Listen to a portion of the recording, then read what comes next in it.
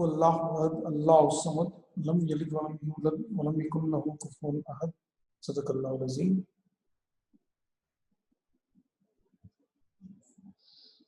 تو بچوں ہم نا کنسولٹیشن میں کل انٹرا گروپ ٹریڈنگ پڑھ رہے تھے.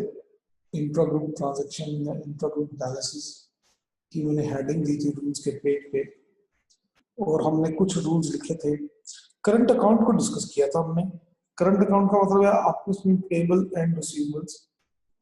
تو اس میں ہم نے 2 پوائنٹ لکھے تھے, سوری 3 پوائنٹ آپ کے سامنے لکھے ہوئے اس وقت اسکرین پہ نظر بھی آ رہے ہیں. ٹھیک ہے, ہم 4 طرح کی انٹرا گروپ ٹرانزیکشن اور بیلنسز کو ڈسکس کریں گے. ان کو ڈسکس کر دینے کے بعد ہم ایک ہی دفعہ پھر کوشچن کریں گے جس میں یہ تمام رولز اپلائی ہو جائیں گے. ٹھیک ہے, تو میں رولز کے پیج پہ آ کے رولز مزید لکھنے لگا ہوں, تو آپ نے ساتھ ساتھ ان رولز کو کاپی کرنا.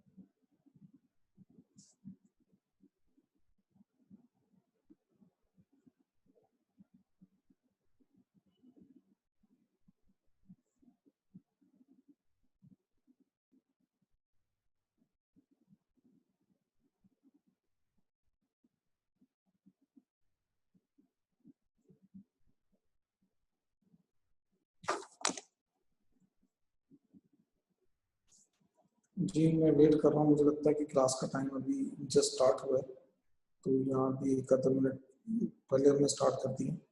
کچھ پارٹیسپینٹس کم ہیں, میں ویٹ کر رہا ہوں.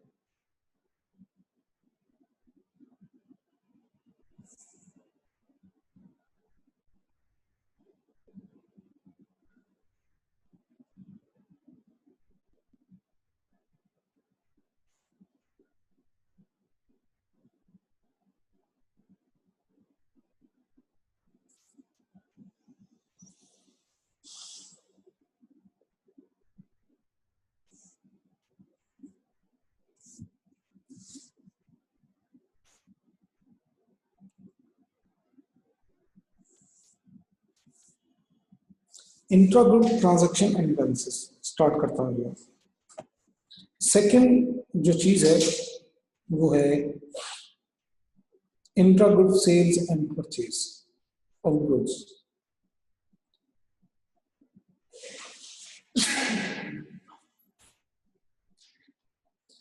Intra group sales / purchase of goods parent اور سبسڈری کے درمیان آپس میں گڈس کی سیل پرچیز ہو تو کیا ہوگا؟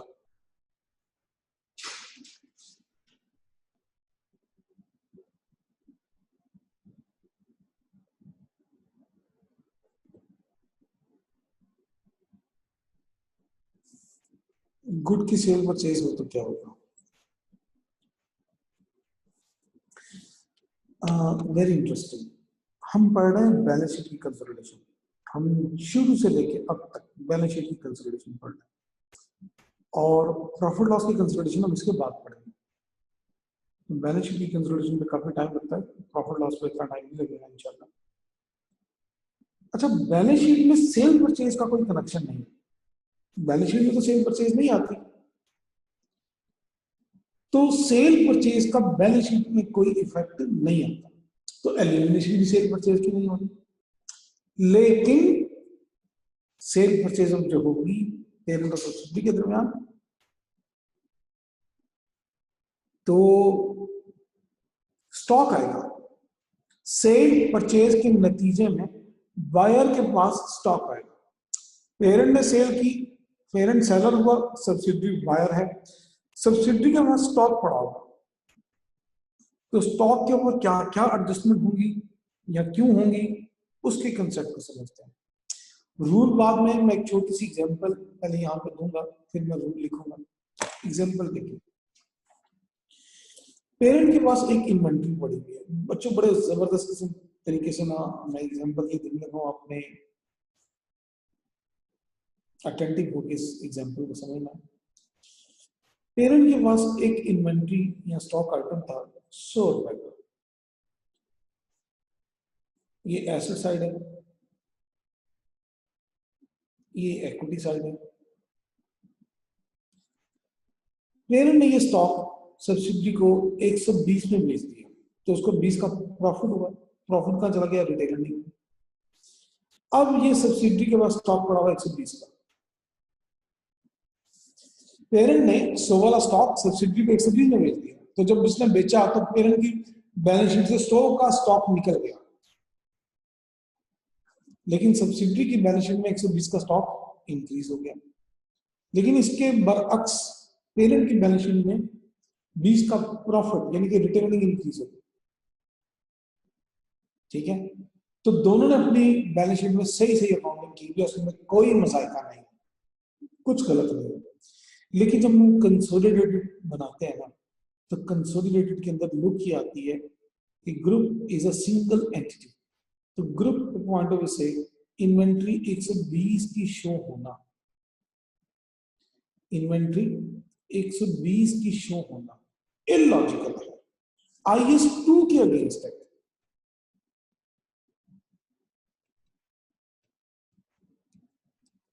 क्यों जी? IS 2 के अगेंस्ट क्यों? IS 2 में आपने पढ़ रखा होगा कभी ना कभी, IS 2 आपने लास्ट भी पढ़ा होगा फंडामेंटल फाइनेंशियल अकाउंटिंग के अंदर भी, और फाइनेंशियल अकाउंटिंग के अंदर भी। मैं आपको याद करवाता हूँ, मैं रूल बोलूंगा, आप सबको याद आ जाएगा कि इन्वेंट्री हमेशा रिकॉर्ड होती है lower of cost and NRV. एक इन्वेंट्री की कॉस्ट अगर 100 हो, एनआरवी 90 हो, तो किस पे शो होगी? 90 पे। और अगर मैं कहूं कि नहीं एनआरवी 100, ये लोअर पे शो होगी। अगर मैं कहूं कि एनआरवी नहीं जी 130 है, तो किस पे शो होगी? फिर 100 पे शो होगी। आप इस एग्जांपल से समझें कि इन्वेंट्री कभी भी अपनी कॉस्ट से ज्यादा पे शो नहीं हो सकती, कॉस्ट से कम पे शो हो सकती है। अगर एनआरवी 90 हो, 80 हो, तो 80 भी शो हो जाएगा। लेकिन एनआरवी कभी 130, 140, 150 हो जाए, तो इन्वेंट्री 100 से ज्यादा शो नहीं हो सकती। तो इस रूल का कि inventory lower of cost NRV पे शो होनी चाहिए, ये IS 2 का रूल है। इस रूल के मुताबिक इसकी इंटरप्रिटेशन ये बनती है कि इन्वेंट्री कभी भी अपनी कॉस्ट से ज्यादा भी शो नहीं हो सकती, कॉस्ट से कम भी शो हो सकती है, कॉस्ट से ज्यादा भी शो नहीं हो सकती। ये रूल है IS 2 का। अब मैं ग्रुप को अगर सिंगल एंटिटी मानकर चलूं, तो ग्रुप के पॉइंट ऑफ व्यू से ग्रुप एक फैमिली है। फैमिली समझ लें, एक घर समझ लें। इसके अंदर दो मेंबर हैं फैमिली के, एक का नाम है P, एक का नाम है S, एक का नाम पेरेंट, एक का नाम सब्सिडरी। देखिए ये फैमिली है, ये ग्रुप है। जब ग्रुप के अंदर चीज एंटर हुई, यानी कि घर में जब चीज आई, तो 100 रुपए की आई। अब एक भाई ने दूसरे भाई को चीज 120 की बेच दी थी, लेकिन ग्रुप के पॉइंट ऑफ व्यू से देखिए कॉस्ट क्या है। ग्रुप के पॉइंट ऑफ व्यू से कॉस्ट तो 100 ही रहेगी। सब्सिडरी से पूछू ना, सब्सिडरी से कि एस लिमिटेड आपने ये चीज कितने की दी है, आपके पॉइंट ऑफ व्यू से कॉस्ट कितनी है, तो सब्सिडरी ने कहना है कि मेरे हिसाब से कॉस्ट 120 है। तो सब्सिडरी का ये कहना बिल्कुल ठीक है जी। सर जी, मेरी क्लास नहीं, मेरी 4:30 खत्म होनी है।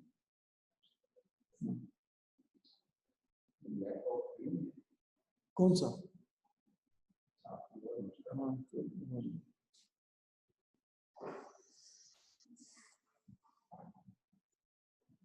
अच्छा सुने जी,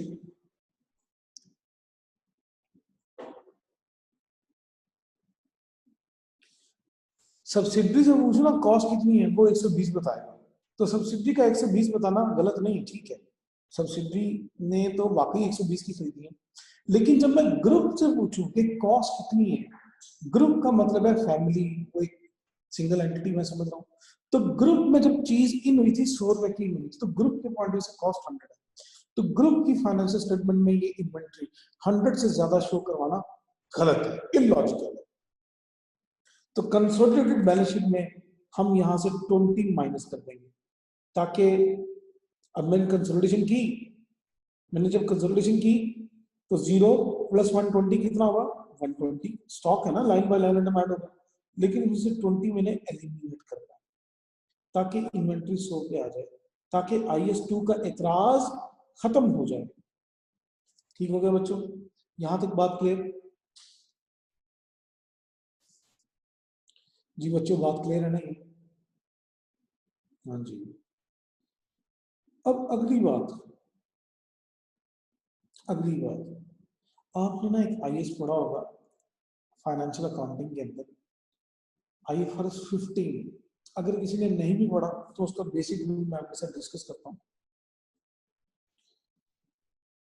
वो ये कि जब तक आप चीज बेचे नहीं, जब तक आप चीज किसी एंटिटी से बाहर निकालेंगे नहीं, तो आप रेवेन्यू रिकॉर्ड नहीं कर सकते, और जब रेवेन्यू रिकॉर्ड नहीं कर सकते तो प्रॉफिट भी रिकॉर्ड नहीं कर सकते।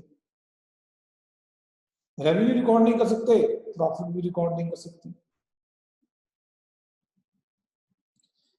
अब पेरेंट से पूछो कि कितने की चीज बेची है, वो कहेगा मैंने तो 120 की बेच दी है, मुझे तो 20 का प्रॉफिट हो गया है। पेरेंट अपनी जगह सच्चा, लेकिन मैं अगर ग्रुप के पॉइंट ऑफ व्यू से देखूं, अगर मैं कंसोलिडेशन में रिटेन अर्निंग को कंसोलिडेट करूंगा तो 20 + 0 तो प्रॉफिट क्या देंगे, 20। तो ग्रुप के पॉइंट ऑफ व्यू से ये कहना कि ग्रुप का ये कहना कि हमें 20 का प्रॉफिट हुआ है, क्या ये बात लॉजिकल है?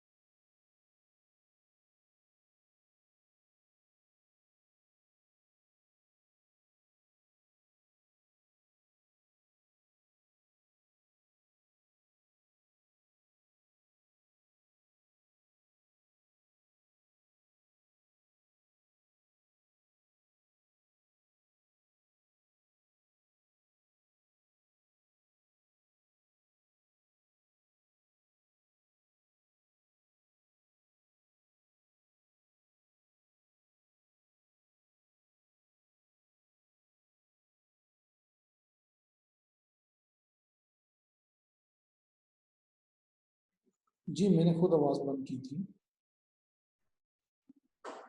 ठीक है।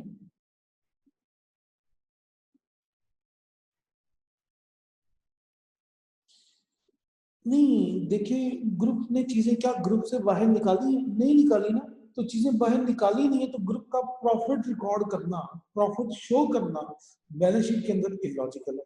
तो 20 ये भी एलिमिनेट कर देंगे, डबल एंट्री पूरी हो गई, प्रॉफिट 0 हो जाएगा। तो 20 हमने एसेट से माइनस किया, 20 हमने प्रॉफिट से माइनस किया।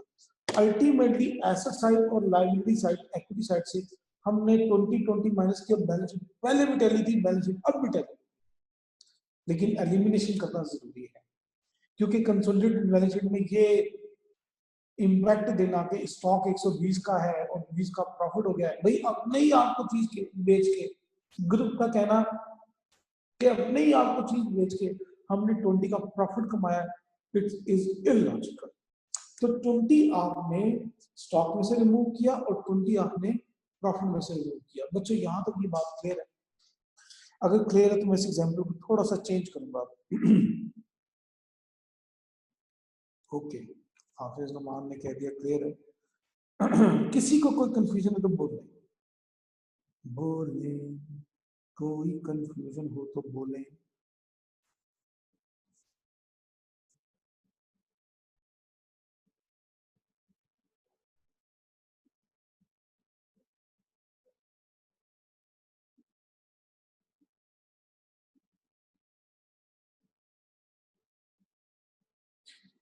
सर हमने कैश रिसीव किया होगा 120 का, उसका इफेक्ट देखिए कैश किससे रिसीव किया होगा।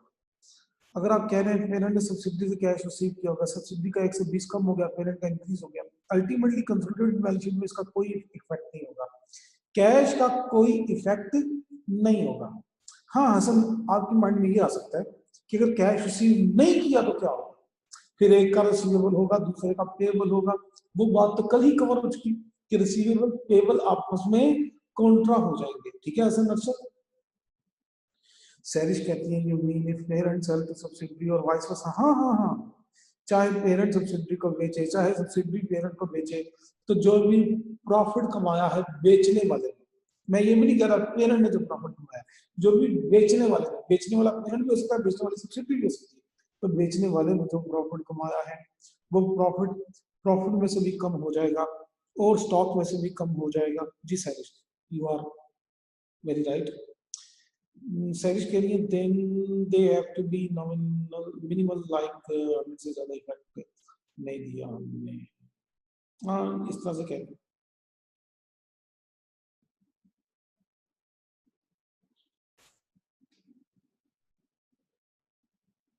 नोरीन क्या कह रही है, हम रिसीवेबल और इक्विटी से, मैं रिसीवेबल तो नहीं कह रहा, स्टॉक में से माइनस करेंगे और रिन्यूएबल उसमें से इक्विटी में से रिटेन अर्निंग में से माइनस करेंगे, स्टॉक में से और रिटेन अर्निंग में से stock retain earning stock and retain earning stock and retain earning. खरीदने वाले का स्टॉक बड़ा है, बेचने वाले की रिटेन अर्निंग बड़ी है, दोनों से एलिमिनेट करेंगे। नोरीन ठीक हो गया, चलिए माशाल्लाह। नौ आगे सुने, आगे सुने। अगर मैं कहूं कि ये सब्सिडी ने 120 वाला स्टॉक आगे कहीं बेच दिया 150, इसने भी 30 का प्रॉफिट रिकॉर्ड कर दिया, तो फिर कंसोलिडेटेड बैलेंस शीट बनाते वक्त, कंसोलिडेटेड बैलेंस शीट बनाते वक्त ना होगा स्टॉक, ना होगी ओवर स्टेटमेंट, ना होगा बांस, ना बजेगी बांसुरी, तो स्टॉक है ही नहीं तो एलिमिनेशन क्या करें। और 20 का प्रॉफिट और 30 का प्रॉफिट मिला के 50 का प्रॉफिट। अभी बात को सिंप्लीफाइड रखते हैं, कोई एनसीए नहीं है, एनसीए कोई नहीं है, बस प्रॉफिट सिंपली ऐड हो गए 20 और 30 50। तो ग्रुप का ये क्लेम करना कि हमारे पास जीरो स्टॉक है, इसमें कोई गड़बड़ है? बिल्कुल कोई गड़बड़ नहीं, बिल्कुल कोई गड़बड़ नहीं। 20 का जीरो का स्टॉक पड़ा हुआ है, बिल्कुल सही कह रहे हो। और ग्रुप का ये कहना ऑपोजिट साइड में कि हमने इस स्टॉक के ऊपर 50 का प्रॉफिट कमाया है, इस 50 के प्रॉफिट शो करने में कोई एतराज है आपको? कोई एतराज है आपको? 50 का प्रॉफिट शो करवाने में कोई एतराज है आपको? क्या 50 का प्रॉफिट हुआ? नहीं हाफिज नुमान, जरा सोचें, सोचें तो सही हाफिज नुमान, सोचें। ये डब्बे में आ जाए, डब्बे में, इस डब्बे में दो डब्बे, डब्बे में डब्बा 100 की चीज ग्रुप में इन हुई, इसने 120 की बेची, सब्सिडी ने बाहर बेच दी 150 की। मेरा आपसे क्वेश्चन है कि ग्रुप में चीज कितने की इन हुई थी? ग्रुप में चीज कितने की इन हुई थी? बोले ना। और ग्रुप में शेख अब्दुल राफे गलत कह रहे हैं आप, ग्रुप में चीज इन हुई थी तो 100 की इन हुई थी। ग्रुप से चीज आउट हुई तो कितने की हुई? जी ग्रुप से चीज आउट हुई तो कितने की हुई? 150 की। तो मुझे बताया कि ग्रुप ने 50 का प्रॉफिट कमाया कि नहीं कमाया? ग्रुप ने 50 का प्रॉफिट कमाया कि नहीं कमाया? कमाया ना। तो आपको क्या इतराज है कि कंसोलिडेटेड बैलेंस शीट में 50 का प्रॉफिट जमा जाए तो? अब मुझे बताएं, क्या कंसोलिडेटेड बैलेंस शीट में 50 का प्रॉफिट जाए, आपको कोई इतराज होगा? क्या ग्रुप ने 50 का प्रॉफिट नहीं कमाया? बिल्कुल कमाया। तो कंसोलिडेटेड बैलेंस शीट में 50 का प्रॉफिट ही जाना चाहिए, क्योंकि वाकई ग्रुप ने 50 का प्रॉफिट कमा लिया है। ठीक है, तो जब 50 का प्रॉफिट कमा लिया है तो इस फिगर में कोई एतराज नहीं है। तो अल्टीमेटली मैं क्या कहना चाह रहा हूं, ना एलिमिनेशन होगी स्टॉक में, ना एलिमिनेशन होगी प्रॉफिट में, क्योंकि स्टॉक ही नहीं रहा तो एलिमिनेशन किस चीज की? अरे वाह, अरे वाह, बात को बड़े गौर से समझेगा कि ये बात क्या से क्या बन गई। यानी कि पेरेंट सब्सिडरी को या सब्सिडरी पेरेंट को चीजें बेचे। मैं एक बात करता हूं, आसान पहले कर लेते हैं। पेरेंट सब्सिडरी को बेचे और सब्सिडरी आगे बेच दे वो चीजें, तो इंट्रा ग्रुप ट्रांजैक्शन तो हुई थी, लेकिन एलिमिनेशन करने की कोई जरूरत नहीं है, कोई जरूरत नहीं है। पेरेंट ने सब्सिडरी को बेची, सब्सिडरी ने आगे बेच दी, तो जनाब एलिमिनेशन की जरूरत ही नहीं है, एलिमिनेशन की जरूरत नहीं है, एलिमिनेशन की जरूरत नहीं है। क्यों? आयशा कह रही है क्यों, बताए ना क्यों एलिमिनेशन करूं। आयशा आप खुद बताए मैं क्यों एलिमिनेशन करूं। स्टॉक को पड़ा हुआ है, स्टॉक जीरो है, जीरो में से क्या माइनस करूं, नेगेटिव कर दूं। स्टॉक स्टॉक है ही नहीं तो एडजस्टमेंट क्या करूं? तो स्टॉक में से एलिमिनेशन इसलिए नहीं होगी, स्टॉक है ही नहीं। और दूसरी चीज, प्रॉफिट में से एलिमिनेशन क्यों करूं? क्या ग्रुप ने वाकई 50 का प्रॉफिट नहीं कमाया? जी मिस आयशा बोले कैश क्यों माइनस करूं, कैश हमारा कम हुआ है कोई? सैरिश सोचे ना वो। आयशा आपका मसला हल हो गया। कैश से क्यों माइनस करें, कैश क्या कम हुआ है? कैश तो कम हुआ ही नहीं। सैरिश मुझे कैश की लॉजिक बताएं प्लीज, इसके ऊपर डिस्कशन करते हैं। राव रिमेनिंग स्टॉक तो नहीं है ना इस एग्जांपल में, जो एग्जांपल मैं दे रहा हूं उस पर रहे फिलहाल, रिमेनिंग स्टॉक तो है ही नहीं। सारा स्टॉक पेरेंट ने सब्सिडी को बेचा था, सब्सिडी ने आगे कहीं बेच दिया, रिमेनिंग स्टॉक तो है ही नहीं।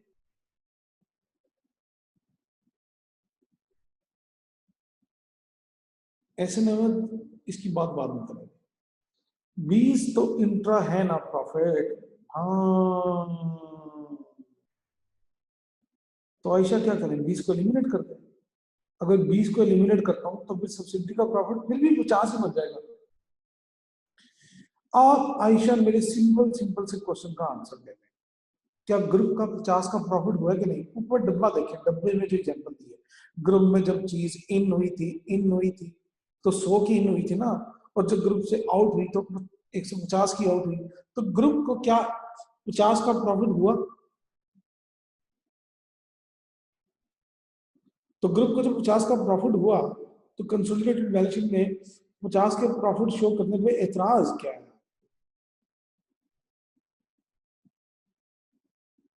जी आयशा बोले ना, है कोई एतराज? है कोई एतराज? नहीं है। चले आपका मसला यानी कि हल हो गया। तो कंसेप्ट ये फिर अराइज होता है, would not need any elimination if intra group stock has been sold outside the group। अगर वो इंट्रा ग्रुप वाला स्टॉक कहीं ग्रुप से बाहर बिक चुका है तो हमें किसी किस्म की एलिमिनेशन की जरूरत नहीं है। वेरी वेरी इंटरेस्टिंग, मैं रिपीट कर रहा हूं यही बात। इंट्रा ग्रुप ट्रांजैक्शन तो भले हुई थी, लेकिन बैलेंस शीट की कंसिडरेशन करते वक्त we do not need any elimination. क्यों? पेरेंट ने स्टॉक सब्सिडी को बेचा, सब्सिडी ने आगे कहीं बेच दिया, ग्रुप से बाहर बेच दिया, स्टॉक घर से निकल चुका, स्टॉक घर से निकल चुका। जब स्टॉक घर से निकल चुका तो स्टॉक में से एलिमिनेशन करने की जरूरत क्या है? कोई एलिमिनेशन करने की जरूरत नहीं।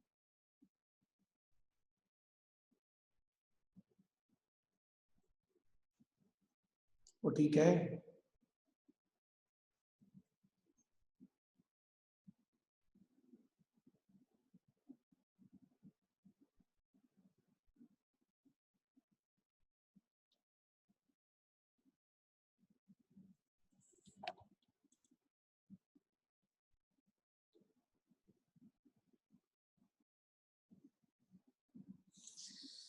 अब मास एनर्जी की बातें अभी ना करें, बात सिंपल मैं जो समझाना चाह रहा हूँ उस पर रहें अभी।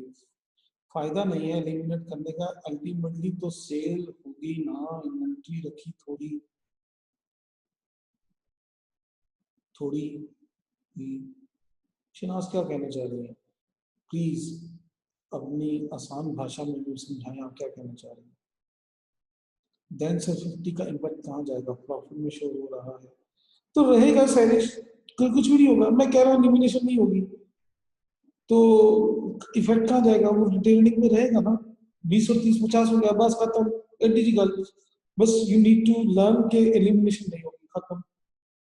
पेरेंट ने सब्सिडी को स्टॉक बेचा लेकिन सब्सिडी ने आगे नहीं बेचा तो एलिमिनेशन होगा। फिर सुन लें, पेरेंट ने सब्सिडी को बेचा, सब्सिडी ने आगे नहीं बेचा तो स्टॉक पड़ा हुआ है, ग्रुप में पड़ा हुआ है, ग्रुप में स्टॉक पड़ा हुआ है, ग्रुप में स्टॉक पड़ा हुआ है तो एलिमिनेशन होगी। लेकिन पेरेंट ने सब्सिडी को बेचा, सब्सिडी ने आगे बेच दिया, अब स्टॉक ग्रुप से निकल गया, एलिमिनेशन नहीं होगी। मुझे ना मजबूर कर रहे हैं आप एक सब स्टैंडर्ड एग्जांपल देने के ऊपर, तो सुने फिर एग्जांपल, सुना दो फिर एग्जांपल, लतीफा, लतीफे वाली एग्जांपल सुना दो, देना नहीं चाह रहा था मैं।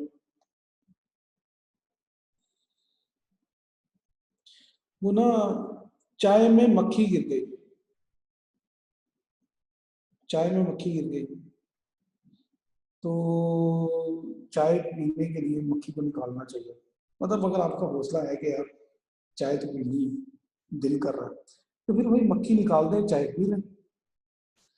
लेकिन आप चाय पी चुके, बाद में पता चला इसमें मक्खी गिरी हुई थी, अब तो कुछ नहीं हो सकता, अब तो मक्खी समेत चाय पी गया।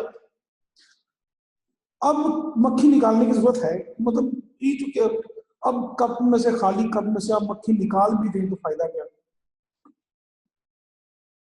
ठीक है, तो मक्खी मीन वो एक्स्ट्रा प्रॉफिट जो आपकी कंसोलिडेटेड बैलेंस शीट में ऐड हुआ था। तो कंसोलिडेटेड बैलेंस शीट प्रेजेंट करने से पहले आपने उसको एलिमिनेट करना था। लेकिन मैं कह रहा हूं अब वो स्टॉक इनफैक्ट ऑलरेडी निकल चुका है, मतलब वो कंसोलिडेटेड बैलेंस शीट में स्टॉक एग्जिस्ट नहीं करता, तो अब एलिमिनेशन की जरूरत क्यों।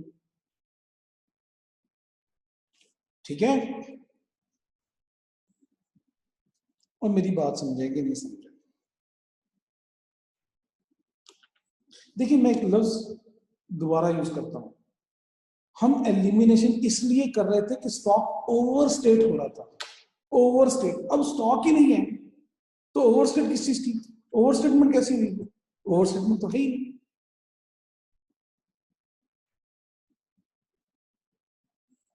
इबरार आजमी डबल एंट्री किस चीज की शो करवाऊं, जो एलिमिनेशन नहीं करनी उसकी डबल एंट्री है, जो एलिमिनेशन करनी है उसकी डबल एंट्री।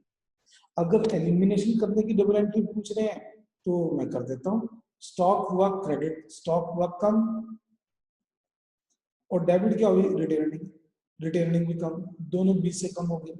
लेकिन ये तब है अगर चीजें ग्रुप के पास पड़ी है, if stock is held by group, अगर स्टॉक अभी भी ग्रुप के पास पड़ा हुआ है तो ये एंट्री होगी। If stock is not held by group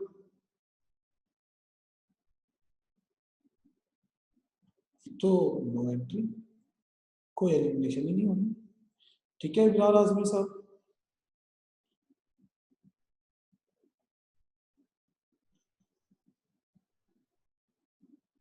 हाँ वो कहता है your internet connection is not stable. वाह रेहान वाह, वाह, हमारा इंटरनेट ठीक नहीं है, आपका ठीक है, क्या बात है रेहान। हाँ हाँ बिल्कुल रिदा साबिर, मैं आपको टेक्निकली साबित कर रहा हूँ कि 50 का प्रॉफिट ग्रुप को हुआ है। आप ऊपर डब्बे वाली एग्जाम्पल को दोबारा देखिए, जब चीज ग्रुप में इन हुई थी तो 100 की, आउट हुई थी 150 की, तो ग्रुप को तो 50 का प्रॉफिट हुआ है तो कलेक्टिव प्रॉफिट 50 का इशू होना। ठीक है रिदा, 50 का इम्पैक्ट कहाँ जाएगा, प्रॉफिट में शो हो रहा है तो शो होगा ना, अरे शो होगा ना। चीजें ग्रुप से बाहर निकल गई तो 50 का प्रॉफिट, हक लाल का प्रॉफिट है, शो होगा। इसको एडजस्ट क्यों करना, मैंने अब डबल एंट्री भी शो कर दी, इस डबल एंट्री को देखिए सैरिश, तो डबल एंट्री को देखने के बाद शायद कोई कंफ्यूजन नहीं रहेगी।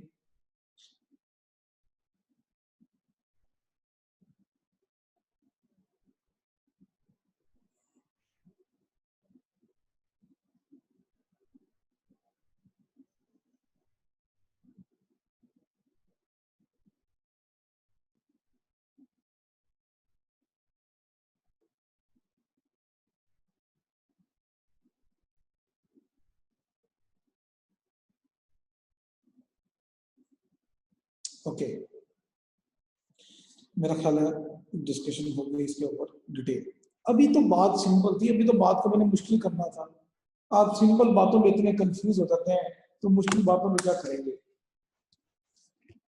तो अब बात को मुश्किल अब करने लगा हूं। अब मैं स्टेटमेंट नीचे लिखने लगा हूं, मुझे आपको बताना है कि क्या करें। पेरेंट ने सेल किया of 100 to subsidiary at 120।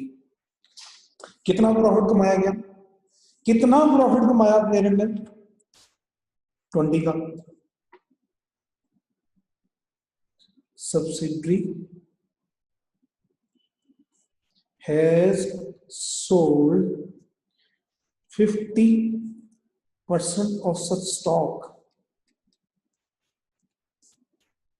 to an other entity।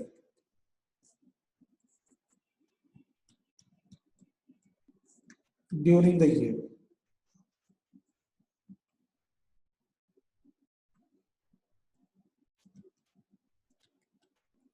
मेरे क्वेश्चन का जवाब दे दें कि कितनी एलिमिनेशन होगी, मैं ये समझूंगा कि आपको समझ आ गया।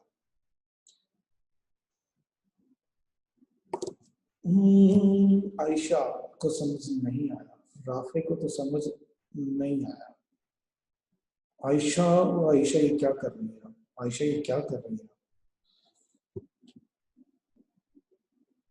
आयशा बिल्कुल गलत, रिदा बिल्कुल गलत, राव ठीक कह रहे होंगे शायद।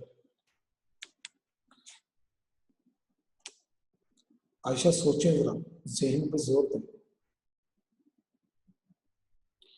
तजीन नहीं, हाफिज नुमान बिल्कुल नहीं। हाँ 50% ठीक कह रहे हैं, 50 तो नहीं यार। मतलब अगर 50 रुपीज कह रहे हैं तो नहीं, 50% कह रहे हैं तो शायद ठीक। अच्छा 750, आपकी अजमत को सलाम है। 750 की फिगर पता नहीं कहाँ से देख ली आपने।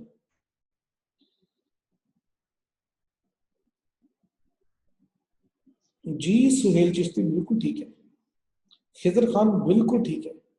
सिर्फ 10 की एडजस्टमेंट होगी, 10 वाले बिल्कुल ठीक है जी, 10 वाले बिल्कुल ठीक है। सैरिश बिल्कुल गलत। हाँ आयशा कब समझ आ गई। महरीन नकवी बिल्कुल गलत। रमीज दुरानी हवावे में 10 लाइट बिल्कुल ठीक है जी, आपका मोबाइल भी ठीक है। Profit of 10 will be shown, नहीं 10 एलिमिनेट करना है, हाँ चले इस तरह से कह रहे हैं। जिशान अख्तर ठीक है जी, अनम ठीक है, ठीक है हसन, इस्माइल ठीक है, एहसन गलत है, साकिब ठीक है, नूर फातिमा ठीक है, हसन ठीक है, फाइजा ठीक है जी, ठीक है। रेहान भी ठीक हो गया, जरमीना भी ठीक हो गई, मुजम्मिल का भी ठीक हो गया, राव का भी ठीक हो गया।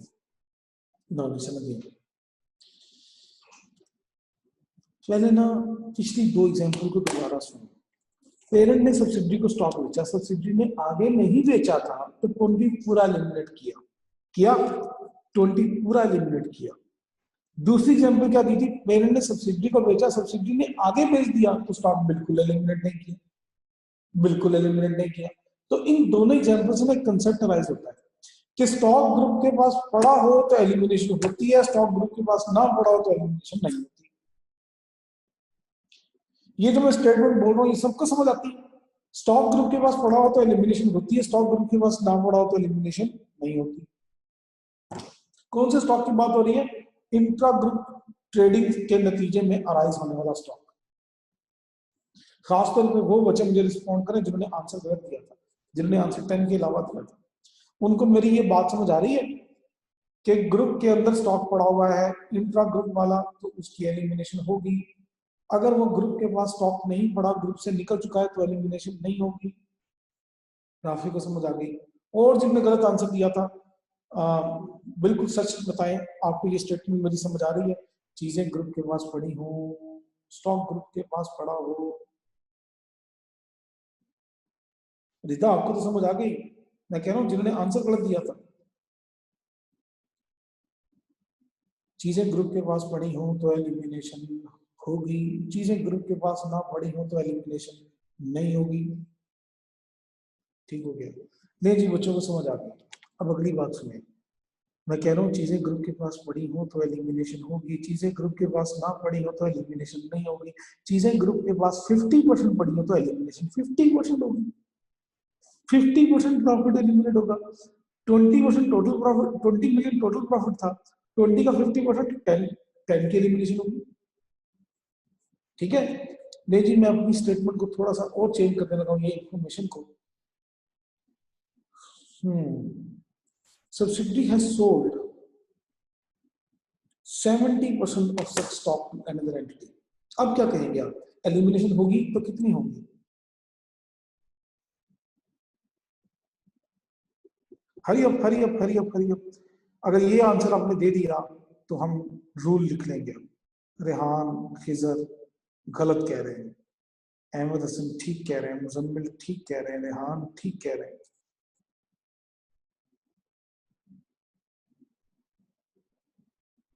चौदह की नहीं होगी भैया, 6 की होगी। जीशान अतर गलत कह रहे हैं, इब्राहिम कराची आप भी गलत कह रहे हैं, शेख अब्दुल राफी ठीक कह रहे हैं, जुनेद गलत कह रहे हैं, हसन गलत कह रहे हैं, इस्माइल ठीक कह रहे हैं। 30% स्टॉक नहीं इस्माइल, 30% ऑफ प्रॉफिट। 20 का प्रॉफिट था, 20 का 30% लें तो 6 आता है। रेहान ठीक है, मुजम्मिल ठीक है, अहमद हसन ठीक है, साद ठीक है, रिदा सबीर साद भी ठीक है, 30% ऑफ 20 ठीक है, मंसूर करेक्ट। नहीं जी 6 वाले सारे ठीक है, इसके अलावा सब गलत है।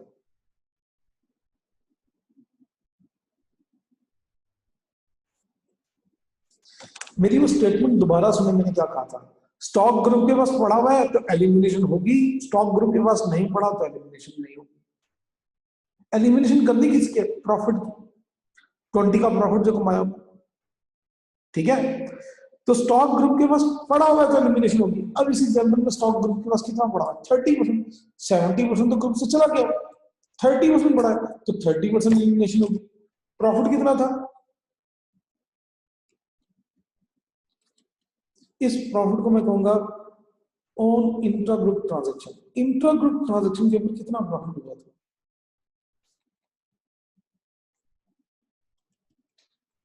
20 का। पेरेंट ने तो सब्सिडी को चीज बेची थी 100 वाली 120 की, तो कितना प्रॉफिट हुआ था? 20। इसको हम कह रहे हैं इंट्रा ग्रुप ट्रांजेक्शन के ऊपर profit. Multiply by unsold stock, यानी कि वो स्टॉक जो अभी तक सब्सिडी के पास या ग्रुप के पास पड़ा हुआ है, कितने परसेंट पड़ा हुआ है? 30%। तो 6 की एडजस्टमेंट होगी। इस 6 को हम कहते हैं अनरियलाइज्ड प्रॉफिट। ऐसा प्रॉफिट जिसको शो करने का हमें कोई हक नहीं है, ये हमारा प्रॉफिट अभी तक कमाया नहीं गया। अनरियलाइज्ड प्रॉफिट, जो चीज बिक गई उसका प्रॉफिट हमने कमा लिया, कमा लिया मीन रियलाइज हो गया। और जो अभी तक चीज बिकी नहीं उसका प्रॉफिट हमने नहीं कमाया, कमाया नहीं इसका मतलब है अनरियलाइज्ड प्रॉफिट। तो इसको मैं नाम दूंगा प्रोविजन, पूरा इसका नाम provision for unrealise profit. In short इसको मैं बोलूंगा PURP, पर। इसको मैं कहूंगा पर, PURP, पर प्रोविजन फॉर अनरियलाइज प्रॉफिट। तो पर कैलकुलेट करने का फॉर्मूला क्या बना? Profit on intragroup transaction multiply by unsold stock 6। ये पर कैलकुलेट कर दिया हमने। इस पर के साथ करेंगे क्या? करेंगे वही जो ऊपर मैंने बताया था कि रिटेन अर्निंग में से माइनस करेंगे और स्टॉक में से माइनस करेंगे। स्टॉक को कर देंगे कम क्रेडिट और रिटेन को कम करने के लिए करेंगे डेबिट। ठीक हो गया बच्चों?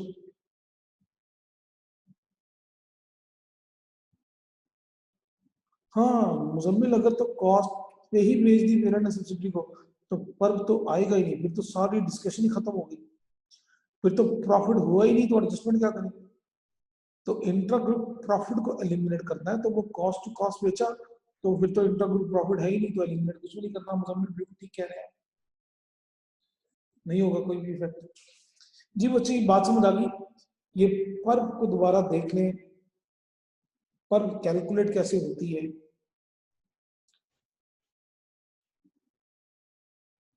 अब मैं रूल की तरफ आने लगा, मैं रूल लिखवाने लगा।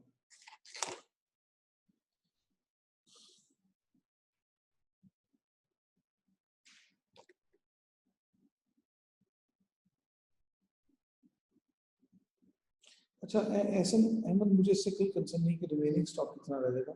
मुझे इससे कंसर्न है कि रिमेनिंग स्टॉक जितना बड़ा हुआ ना, कितने परसेंट बड़ा हुआ है, उसके उतने परसेंट हम प्रॉफिट एलिमिनेट करेंगे। तो देखिए जनाब,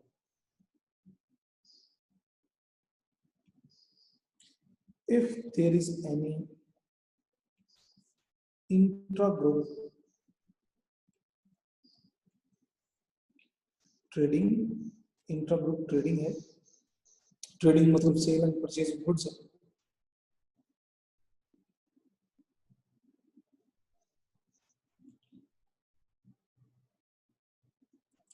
ऑन प्रॉफिट, डेफिनेटली प्रॉफिट में, अगर तो प्रॉफिट में नहीं है, जैसे भी कह रहे थे बच्चे ने कहा कॉस्ट टू कॉस्ट, फिर तो एडजस्टमेंट होगी ही नहीं। If there is any intra group, अच्छा इंट्रा ग्रुप का मतलब पेरेंट सब्सिडी को बेचे या सब्सिडी पेरेंट को बेचे, ठीक है। तो मैं अब कहने लगा हूं provision for unrealised profit,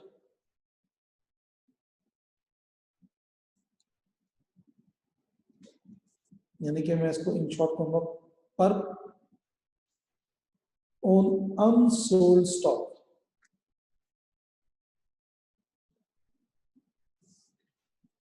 will be calculated, कैसे कैलकुलेट होगी, एज फॉलोज। नीचे लिख रहा हूं प्रॉफिट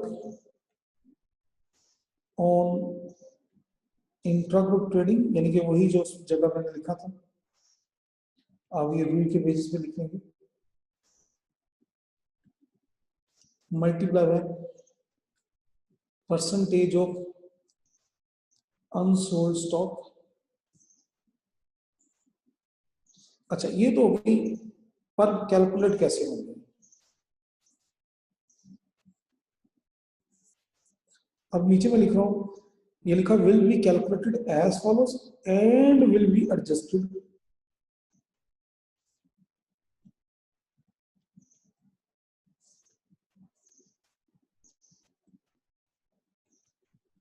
इसकी एडजस्टमेंट क्या होगी, वही एंट्री जो मैंने वहां पास की थी।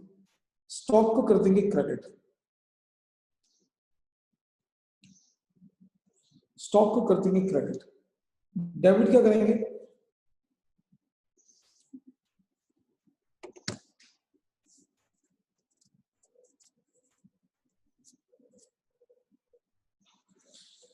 मलिक मलिक मोहम्मद उमर यार, यार गाल सुन मेरी, पेरेंट सब्सिडी को बेचे या सब्सिडी पेरेंट को बेचे, it is common, this rule is common.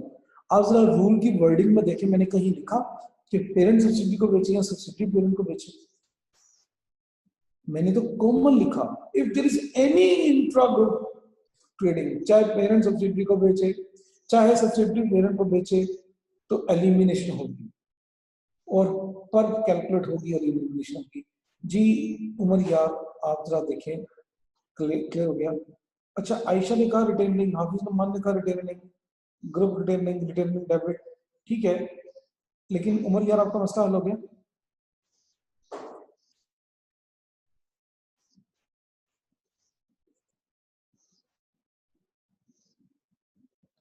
Rao कमाल हो गया, मैं यही सुनना चाहता। रिटेनिंग किसकी, रिटेन अर्निंग खाली कह देना काफी नहीं है, रिटेन अर्निंग किसकी, सेलर की। सेलर कौन है, सेलर पेरेंट भी हो सकता है, सब्सिडी भी हो सकता है। अब उमर यार आपका क्वेश्चन रेलेवेंट बनता है, नहीं जी रमीज ग्रुप की नहीं, रिटेनिंग सेलर की, सेलर पेरेंट भी हो सकता है, सेलर सब्सिडी भी हो सकता है। अच्छा क्या फर्क पड़ता है पेरेंट की रिटर्निंग कम करो या सब्सिडी की रिटर्निंग कम करो, फर्क पड़ता है जनाब। सब्सिडी की रिटर्निंग आती है वर्किंग 1 के कॉलम 2 में। एक मिनट बच्चों बड़े गौर से सुनिएगा। हाँ उमर यार की बात बिल्कुल ठीक है। सब्सिडी के प्रॉफिट के 2 टुकड़े होते हैं, एनसीए को भी जाता है, पेरेंट के प्रॉफिट के तो 2 टुकड़े नहीं होते। तो we need to remember, we need to be careful कि सेलर कौन है, सेलर के प्रॉफिट में से माइनस करना है।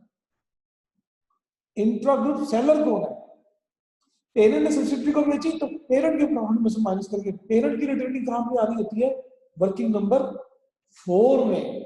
पेरेंट की रिटर्निंग कहां पे होती है, वर्किंग नंबर 4 में। लेकिन सब्सिडी की वर्किंग कहां पे होती है, याद करें, वर्किंग 1 के कॉलम 1 में भी होती है, कॉलम 2 में भी होती है, लेकिन कॉलम 1 में कौन सी होती है, एट एक्विजिशन वाली, एट रिपोर्टिंग वाली कहां पे होती है, वर्किंग 1 के कॉलम 2 में। और याद आ गई बात, आ गई ना।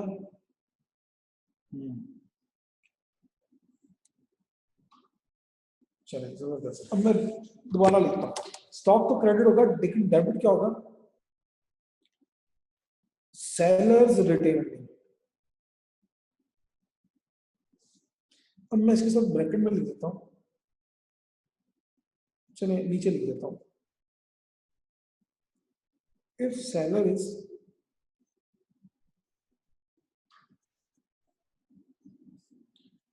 parent then working 4, if seller is subsidiary then working 1 column 2 of working 1।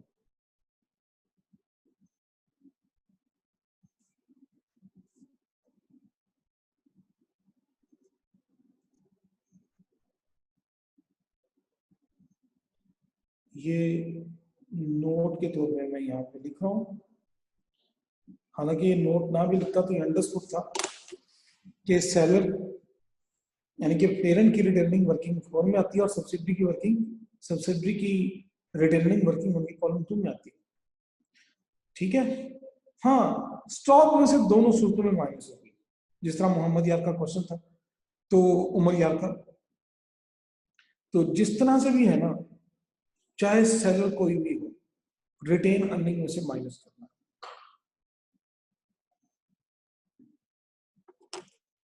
और स्टॉक में से माइनस करना, स्टॉक में से तो माइनस करना ही करना, लेकिन सेकंड इफेक्ट के लिए हमें सोचना पड़ेगा, सेलर अगर पेरेंट तो वर्किंग 4 और सेलर अगर सब्सिडी तो वर्किंग 1 की कॉलम 2। अच्छा, नूरीन का क्वेश्चन है, sir if there is no profit in intra group transaction then rule will be not applied. हाँ नूरीन, आप जरा पूरे क्वेश्चन की रूल की वर्डिंग में पढ़े क्या लिखा हुआ, अगर ऑन प्रॉफिट है तो ये रूल अप्लाई होगा, प्रॉफिट नहीं है तो बिल्कुल आपकी बात ठीक है, रूल अप्लाई होगा ही नहीं, बिल्कुल नहीं होगा।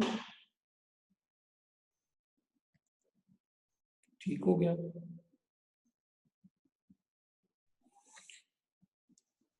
ले जनाब, इस तरह से इंट्रा ग्रुप ट्रेडिंग का रूल भी डिस्कस हो गया। तो हमने इंट्रा ग्रुप ट्रांजैक्शन और बैलेंसेस को पढ़ना शुरू किया हुआ है, एक बात कल की, एक बात आज की, 4 बातें हमने टोटल करनी है और चारों बातें करने के बाद हमने क्वेश्चन करना है। अब तीसरी बात भी कर लेते हैं, तीसरी बात पे इतना टाइम नहीं लगेगा, बल्कि चौथी बात भी हो सकता है आज ही कवर हो जाए। तीसरी बात,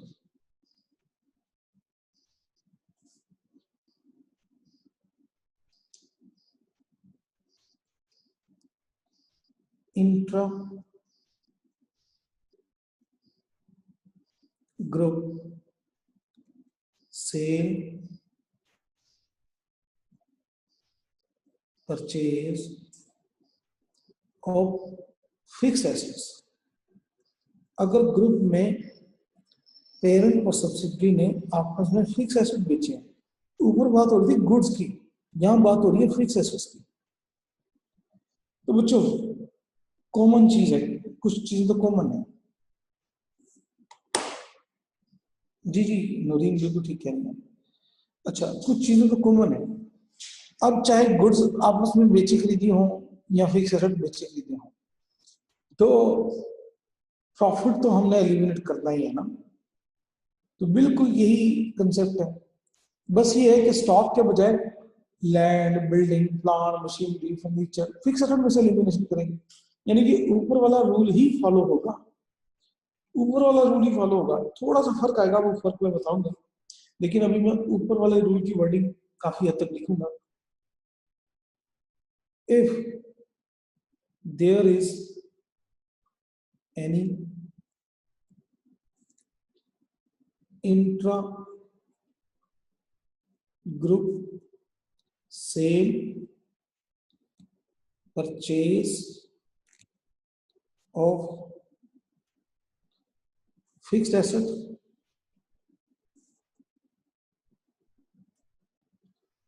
मैं इन शॉर्ट लिख रहा हूं, पर अनसोल्ड स्टॉक की तो वर्डिंग अब नहीं लिखनी पड़ेगी ना मुझे, पर will be calculated as follows. अच्छा, इसकी ना पर कैलकुलेट करने का तरीका डिफरेंट है। वो तरीका क्या है, मैं उसके लिए स्पेस छोड़ रहा हूँ, वो 2 मिनट बाद में आपके साथ डिस्कस करता हूँ।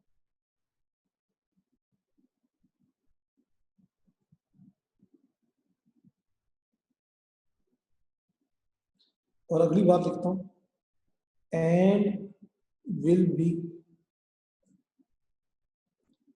एडजस्टेड एज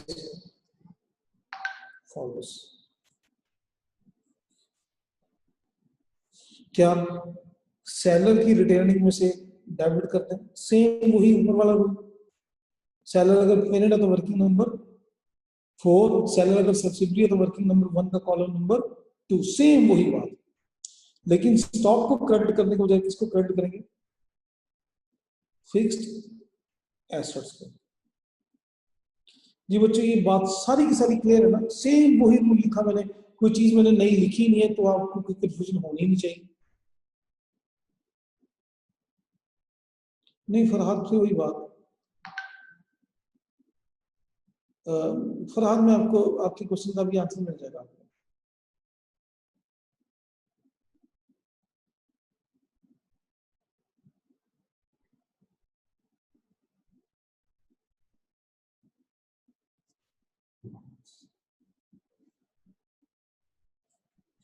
अरे रेहान कहाँ गुम हो गए आप, ना गलत समझ गए। पेरेंट ने सब्सिडी को अक्वायर कर लिया 3 साल पहले, अब इस साल को 3-4 महीने पहले, 2-6 महीने पहले पेरेंट ने सब्सिडी को कोई मशीन बेची है, या सब्सिडी ने पेरेंट को कोई व्हीकल बेचा है, ये एक्विजिशन ऑफ कंपनी की बात नहीं हो रही। एक्विजिशन के बाद जब इनका पेरेंट और सब्सिडी का रिलेशन बन गया, तो आपस में कभी कभी होता है कि पेरेंट ने सब्सिडी को कोई चीज बेच दी, एसेट बेच दिया, या सब्सिडी ने पेरेंट को कोई एसेट बेच दी, कोई स्टॉक बेच दिया, कोई लैंड बिल्डिंग बेच दी, ठीक है। आप कहीं और ले गए थे इस बात को, आपको लगा शायद हम एक्विजिशन की बात कर रहे हैं, ठीक हो गया, समझ आ गया आपको। ओके बच्चे, यहां तक तो बात क्लियर है ना। अब ना यहाँ में सिर्फ एक फर्क है, पर्व की कैलकुलेशन का फर्क है। ऊपर हमने पर्व कैसे कैलकुलेट की थी, profit on intragroup trading multiply by percentage of unsold stock. यहाँ पे ना अनसोल्ड स्टॉक का कंसेप्ट नहीं, फिक्स एसेट के ऊपर, तो इसकी पर्व कैलकुलेट करने का ना तरीकाकार थोड़ा सा डिफरेंट है।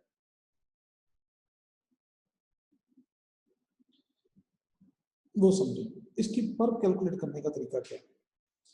2017 था, 31 दिसंबर 2017, एक एसेट की नेट बुक वैल्यू थी 100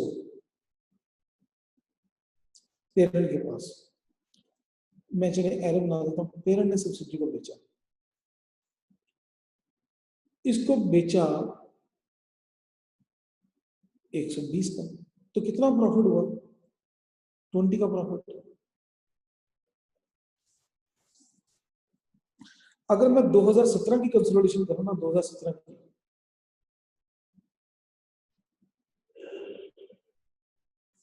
तो 20 ही एलिमिनेट करना पड़ेगा, 20 ही पर है। लेकिन अगर میں 2018 کی کنسولٹیشن کر رہا ہوں آج، یعنی کہ فکس ایسٹ اس سال نہیں بیچا خریدا، پچھلے سال بیچا خریدا تھا، پچھلے سال ہوئی تھا یہ ٹرانزیکشن. تو ویری انٹرسٹنگ. میں اب ایک نا ورڈنگ لکھنے لگا ہوں. نیٹ بک ویلیو کرنٹلی کیا ہے، آج نیٹ بک ویلیو کیا ہوگی، اور نیٹ بک ویلیو کیا ہوتی would have been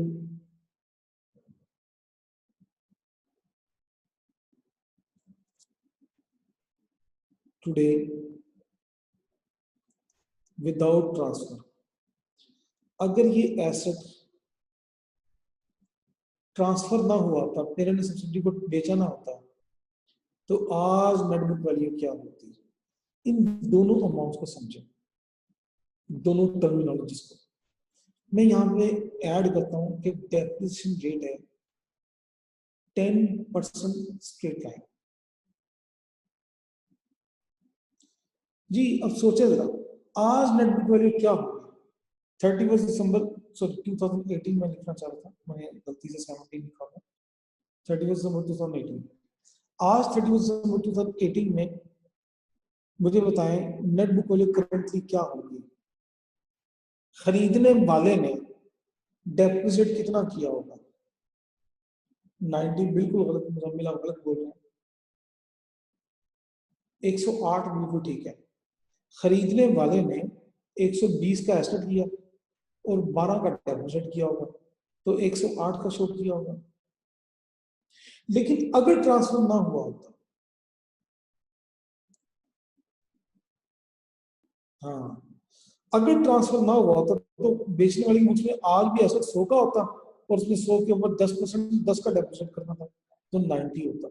تو غور کریں آج ایسٹ 18 کا اوور سیٹ ہو رہا ہے،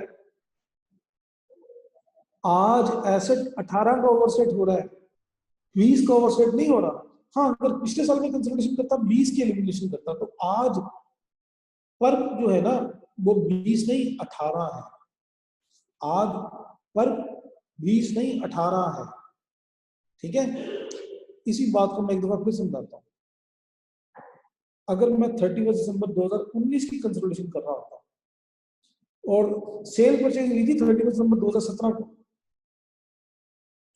تو نیٹ بک ویلیو کرنٹلی کتنی ہے اور net book value without transfer. میں اپنا چھوٹا لفظ لکھ رہا ہوں وداؤٹ ٹرانسفر. اگر ٹرانسفر نہ ہوتا تو نیٹ بک ویلیو کیا ہوتی؟ جی آج کتنی ہے نیٹ بک ویلیو، سوچیں ذرا.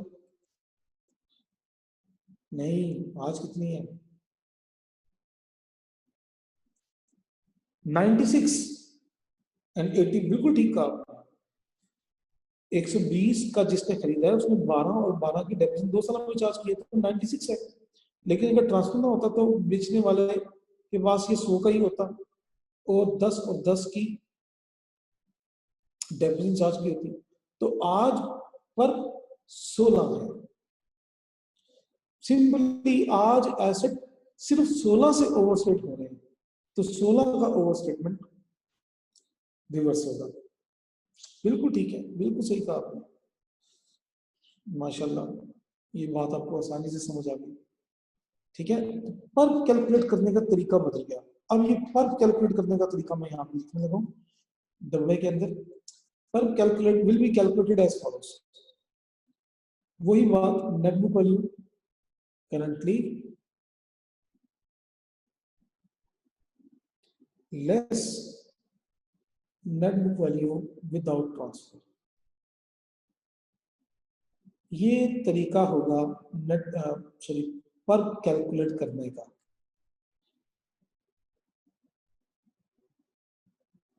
لیکن اگلی بات وہی ہے کہ فرق کے ساتھ سلوک کیا کرنا ہے. فکس ریٹ میں سے کریڈٹ کرنا ہے اور سیلر کی ریٹرننگ میں سے مائنس کرنا ہے.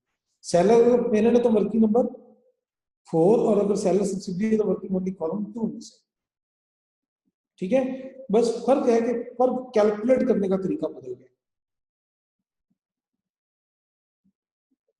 ٹھیک ہے، چوتھا رول بھی لکھ دیتا ہوں اور بچوں ٹائم رکھا میں چوتھے رول لکھتے ہی کلاس کو میں ختم کر دوں گا.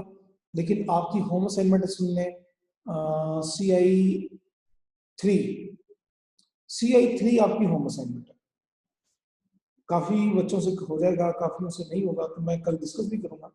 तो CI3 आपकी होम असाइनमेंट है। फरहाद ने कहा profit multiply by depreciation rate, profit हुआ 20 का और डेप्रिसिएशन रेट 10 का। नहीं यार, मतलब फरहाद थोड़ी सी गलती है आपके स्टेटमेंट में, इसको ठीक कर ले तो हो सकता है ये अल्टरनेट तरीका हो सकता है जी। 20 पे कैलकुलेट कर सकते हैं, लेकिन अभी मैं उसको डिस्कस करके टाइम नहीं वेस्ट करना चाह रहा हूँ। चौथा रूल लिखना चाह रहा हूँ ताकि आप CI3 कर सकें। Intra group interest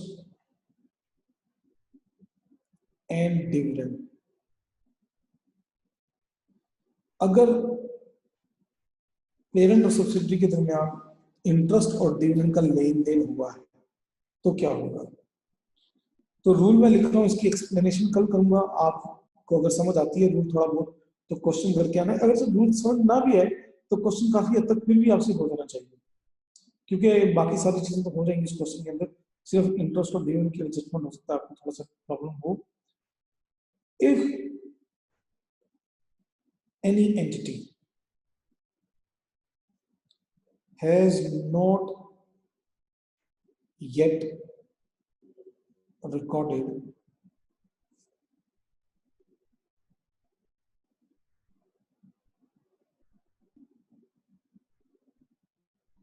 intra group interest और डिविडेंड, अगर किसी कंपनी ने इंटरेस्ट और डिविडेंड को रिकॉर्ड नहीं किया, such entity will record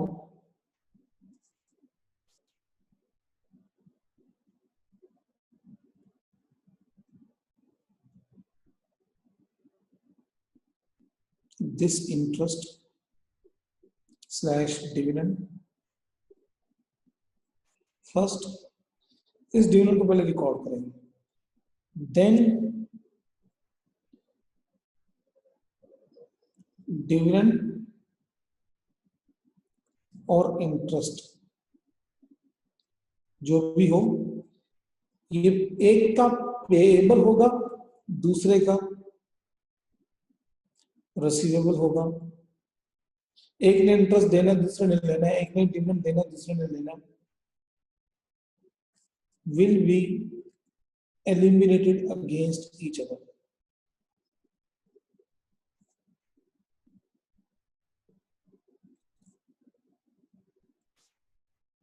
ले जी, इसकी एक्सप्लेनेशन कल होगी। वैसे तो काफी पढ़ के समझ आ गया होगा, लेकिन अगर किसी को नहीं भी समझ आया तो कल एक्सप्लेनेशन होगी।